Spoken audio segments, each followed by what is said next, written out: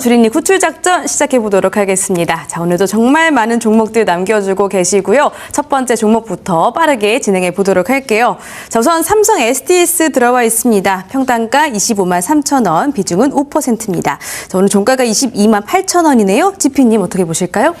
네, 평단가 기준으로 봤을 때는 조금 많은 분들이 들어가신 가격대, 그러니까 딱 그 정도가 많이 들고 계신 가격대거든요. 동지들이 되게 많은 가격대입니다. 동지들이 많다는 건 그만큼 먼저 팔고 싶은 경쟁이 치열하다는 얘기이기도 하죠. 그래서 28만 원이라는 가격이 현재 주가를 봤을 때 물론 30만 원 위에 들어가신 분들도 계실 거라고 생각합니다만 애매한 가격이에요. 그러니까 들고 있으면 올라갈 거는 같은데 그게 당장 이제 오늘 내일은 아닐 것 같다. 요게 이제 제가 먼저 말씀드리고 싶은 결론이거든요.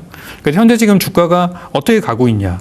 주가는 지난 6월 달에 고점을 쳤고 7월 달을 거치면서 바닥을 만들었고 그럼 8월 달에 그 바닥을 완전 뚫고 올라왔냐 라고 하면 조금씩 개선이 되곤 있어요. 근데 우리 투자자분들이 생각하는 더 빨리 갔으면 좋겠다 라고 하는 그 정도까지는 충족을 시켜주지 못하는 거죠.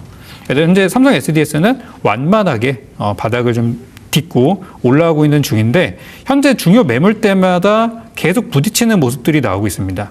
가장 첫 번째 매물대는 한 22만 5천 원 정도가 최근에 있었는데 그 가격대를 한 번에 넘지 못하고 7월 달에 한 번 갔다가 밀렸다가 다시 한번 돌파를 해서 지금은 거기를 딱 버텨주고 있어요. 이제 예전에 저항이었던 구간이 돌파를 하고 나면은 지지선이 되는 것처럼. 자, 그 다음 저항선이 어디냐면 대략 한 24만 원에서 25만 원 정도라고 볼 수 있습니다. 그 구간은 이번 주, 지난주였죠. 지난주 금요일 날 갔다가 돌파하지 못하고 내려왔어요. 저 길이 이제 뚫어야, 그리고 저 길이 이제 밟고 올라서야 그 다음에 단계로 올라갈 수 있는데 그 위쪽으로는 매물이 그렇게 크지는 않거든요. 그리고 이제 한참 지나서 아까 말씀드린 한 30만 원 근처 29, 30만 원 가면 또 매물이 이제 보이게 될 거라서 저는 매수하신 가격까지 올라가는 거는 큰 어려움은 없을 거고 비중이 5% 정도 되고 계신다면 이 종목에 대해서 이제 결정하셔야 되는 게 하나가 있어요. 그러니까 비중이 이 종목의 비중이 5%, 여기까지는 오케이예요. 그렇다면 나머지 95%가 종목으로 가득 차 있으면 저게 의미가 없는 건데 현금 여력이 있으시다면 추가 매수도 우리가 고려해 볼 수 있어요. 장기 투자하실 거라면 기왕 오래 들고 갈 거 단가 낮춰놓으면 좋잖아요. 그래서 추가 매수를 들어가시기 좋은 가격대를 말씀을 드려보자면 한 21만 원 정도 혹은 그 이하 정도까지 내려온다면 저는 굉장히 좋은 가격이 될 것 같고 21만 원까지 오지 않고 한 20만 원 초반 고까지 오지 않고 현재가에서 버티고 만약에 올라가 준다면 아까 25만 원이 제가 매물대라 그랬잖아요. 그 25만 원 근처에서 한번 헤맬 수 있는데 이 가격은 한 번에 돌파는 못할 수 있지만 돌파를 하고 나서부터는 거기가 또 강한 지지선이 될 수 있거든요. 그러니까 일단 21만 원 정도에서 한번 기다려 보시고 안 잡힌다. 안 잡히고 그냥 바로 가버릴 수도 있잖아요. 그렇다면은 확실히 다음 매물을 뚫은 다음 25만 원 위쪽에서 약간 이런 거 우리가 불타기라고 얘기를 하기도 하는데 올라가는 과정에서 살짝 좀 단가를 낮춰서 본전을 탈출한다든지 그런 전략들은 가능해 보이거든요. 그래서 지금 당장은 재미가 좀 없을 수 있지만 올해 연말까지 또는 조금 더 길게 보면 내년 초까지 보신다면 충분히 좋은 가격대에서 파실 수 있을 것 같습니다. 알겠습니다. 우선 갖고 계신 평단가까지는 괜찮다라고 말씀 주셨는데요. 21만 원 이하에서 추가 매수 괜찮을 것 같고요. 어렵다면 25만 원 아래로 평단가를 좀 맞춰 놓으시는 게 좋을 것 같습니다. 이 가격의 매물대라고 하셨으니까요. 참고해 보시기를 바라겠습니다. 자, 두 번째 종목도 넘어가 보도록 할게요. 오늘 급등한 종목이네요. 쿠콘 들어와 있고요. 평단가는 32,300원이신데 비중이 10%세요. 자, 오늘 스테이블 코인 관련해서 쿠콘이 엄청 급등했잖아요. 세스님, 비중 10%. 이분 어떻게 하실까요? 사실 저 정도 평단이면은 나쁠 평단은 아니고 비중도 나쁘지 않은 것 같아요. 최근에 이제 스테이블 코인 관련주들이 이제 올라가고 있기 때문에 여러분들이 가상화폐 관련주 비트코인 올라가고 있잖아. 그러니까 비트코인 관련주 사야겠다. 근데 쟤는 스테이블 코인 관련주고 어떤 거는 비트코인 관련주고 이제 구분돼서 막 움직이고 있는데 지금 시점에서 여러분들이 좀 주목해서 봐야 될 건 스테이블 코인 관련주거든요. 그러니까 비트코인 관련주가 아니라 스테이블 코인에 좀 더 색이 많은 종목들을 위주로 투자하는 건 지금 시점에서 나쁘지 않다라고 보여집니다. 자, 제가 이제 여러분들한테 이번 주 같은 경우는 이슈 공백기다라고 말씀을 드렸어요. 이슈가 비다 보니까 그 사이를 치고 오는 돌발 이슈들이 등장을 하는 거거든요. 사실 스테이블 코인 법안에 대한 통과 기대감? 사실 이거 언제부터 있었는 이슈인지도 모를 만큼 계속 지속적으로 있었던 이슈거든요. 근데 왜 하필 지금 주목을 받을까? 이제 여기에 대한 고민을 해야 돼요. 원래 없던 이슈가 아니고 원래 있던 이슈고 매달 법안이 연기되거나 하면서 왜 그때는 안 움직이고 지금 움직이지? 라고 한다면 지금 시장에서 아까 말했던 이슈 공백기라는 점, 마땅한 주인공이 될 이슈가 없다라는 점, 이것도 있지만 추가적으로 우리가 주목해서 봐야 될 요즘 시장 뭘로 흔들고 있죠? 국채 금리가 올라가고 있다. 장기 국채 금리가 문제다. 이거 가지고 흔들고 있잖아요. 여기에 대한 해법이 될 수 있는 게 스테이블 코인이기 때문입니다. 자, 이걸 왜 이게 해법이 될 수 있지? 라고 생각하시지만 결국 국채 금리가 상승하는 이유는 국채에 대한 수요가 낮아졌기 때문이에요. 국채를 사야 되는데 사람들이 야, 회사채가 더 매력 있네. 회사채 사러 가야지. 이쪽으로 가니까 국채에 대한 수요가 떨어지고 그로 인해서 국채 수익률이 올라가면서 발생되는 문제거든요.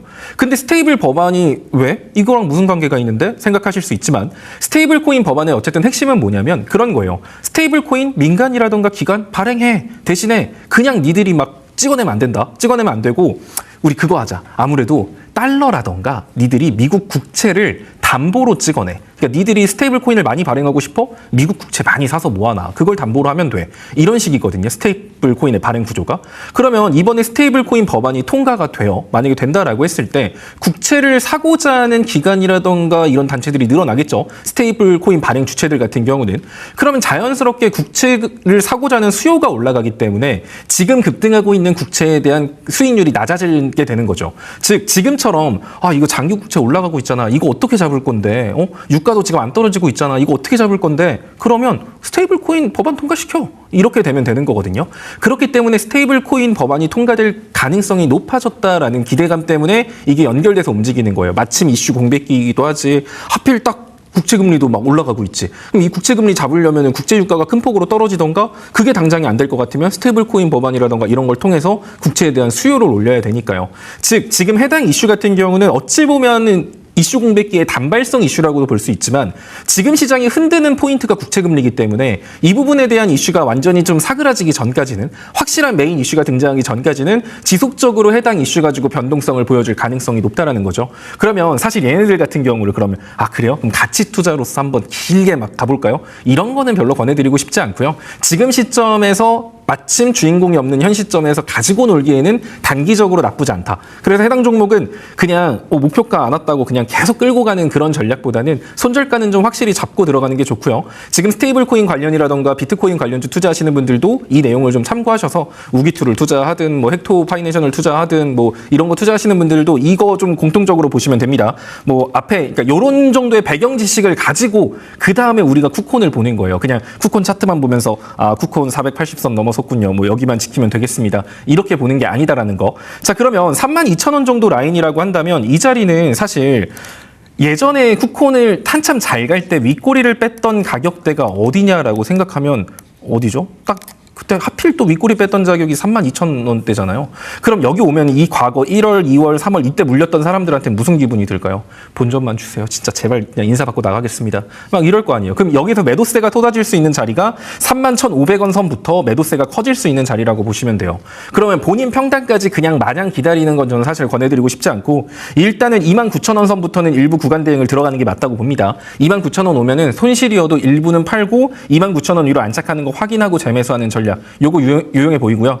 만약에 추가 매수를 하고 싶다. 그럼 해당 종목은 이슈가 살아있기는 하기 때문에 만약에 해당 종목의 거래량이 실리지 않는 조건 하에 25,000원 아래로 내려간다. 그러면 약간의 비중을 늘려서 평단을 29,000원 아래로 낮추는 전략은 뭐 괜찮다라고 보여집니다. 뭐 신규 진입 같은 경우도 현 시점에서 가도 될까요? 라고 한다면 사실 지금 이런 이슈들 같은 경우는 올라갈 때 따라잡는 전략보다는 거래량 없이 조정 줄 때 따라가는 전략이 오히려 유효할 수 있거든요. 그래서 신규 진입이라던가 추가 매수를 하고 싶다라고 한다면 한 24,500원 아래 구간으로 준다라고 하면 그 시점에서 신규 진입 추가 매수 가능할 것 같고 손절가도 좀 확실하게 잡아야겠죠. 일단 23,500원 이탈했을 때는 제로 소멸로 연결될 가능성 높기 때문에 손절가는 23,500원 그리고 일단은 추매 가격은 24,500원에서 25,000원인데 그 자리 안 주고 그냥 간다? 그러면 29,000원 라인에서 일부 비중 줄인다. 그리고 31,500원 여기가 통곡의 벽이기 때문에 여기서는 좀 확실하게 구간 대응을 하시는 게 좋지 않나라는 생각이 듭니다. 스테이블 코인 관련된 이슈는 9월 초반까지도 계속 시장에 영향력을 끼칠 수 있어요. 그러니까 관련주들 투자하시는 분들은 길게 보는 게 아니라 그 안에 승부를 본다라는 생각으로 매매를 하시면 될 것 같습니다. 알겠습니다. 깔끔합니다. 자, 쿠콘 말씀해 주셨고요. 관련된 섹터 투자하시는 분들 손절가 확실히 정하셔야 될 것 같아요. 국화 같은 경우에는 23,500원 손절가 제시해 주셨고요. 추가 매수는 25,000원 아래로, 평단가 29,000원 아래로 한번 만들어 두시면 좋을 것 같습니다. 29,000원 단에서 일부 손절하라는 조언까지 함께 챙겨보시면 좋을 것 같아요.